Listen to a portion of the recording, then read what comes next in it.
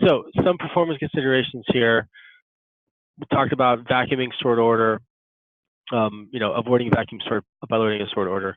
You can also, another vacuum operation in Redshift. So, Redshift is based on Postgres, but vacuuming is not done automatically. You've got to do this manually. Now, it's possible to, if you have a really, really long table, when you're pruning data from that table,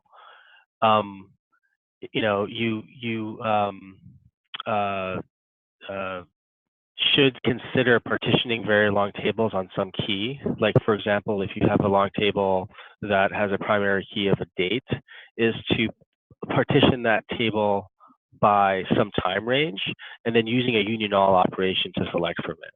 The benefits of this is that when you delete data from that table, eventually you'll have to prune it at some point, is that you only need to drop the entire tables that represent the oldest data in that set of partitions, and then avoid having to do a vacuum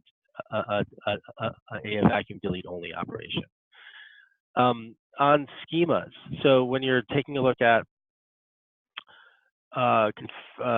setting up your tables, really important to use encoding to reduce the storage utilization of columns. And another thing that's important, and I think we're not going to cover it deeply here, but something for you to take note of, is that Redshift will attempt to determine the encoding type of your tables every time you do a copy. And that's something that you should turn off for when you're inserting data into tables that already have data in them. And that's because you can't change the encoding of a table or of a column once it already has data in it. But the copy statement will happily attempt to reanalyze it for you, which just has the result of sending in spurious commands into Redshift that aren't needed. And so there's a way to turn off. There's a copy flag called compu update off, stats update off, that you can actually add to your copy commands to not run these spurious analyze commands on every copy. And then, it's also important, since it's a columnar database, to use the smallest possible column size.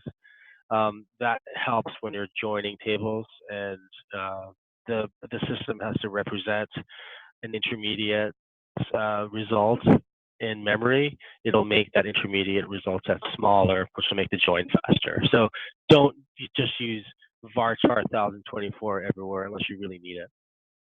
On loading data, compressing files is free. Do it.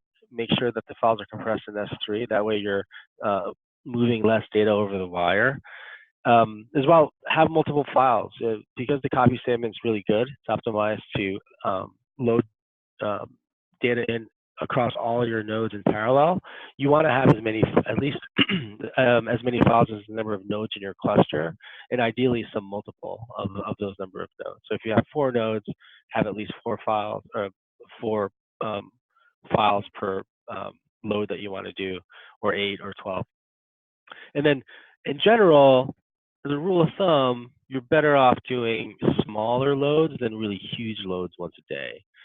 That's good for a few reasons. Number one is doing really, really huge loads that take up a lot of time impact the system, the I/O of the system, which might have other effects on queries running at that time.